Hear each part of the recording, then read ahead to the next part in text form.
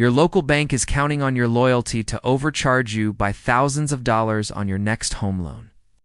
Most people think that having a checking account at a big bank gives them an advantage, but it actually limits your options to just one set of products. A big bank is like a retail store that only sells its own brand, while a mortgage broker is a personal shopper with access to the entire market. When you work with a broker, you are tapping into wholesale interest rates that are rarely ever offered to the general public at a bank branch. Independent brokers shop dozens of different lenders simultaneously to find the one that offers the absolute lowest rate for your specific credit score. Big banks often have hidden internal rules called overlays, which can get you denied.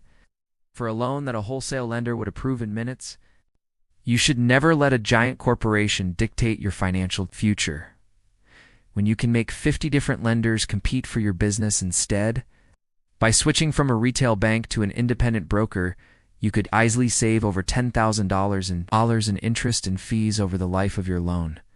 Stop being a number in a corporate database and start working with a professional who has the tools to find you the best deal on the planet.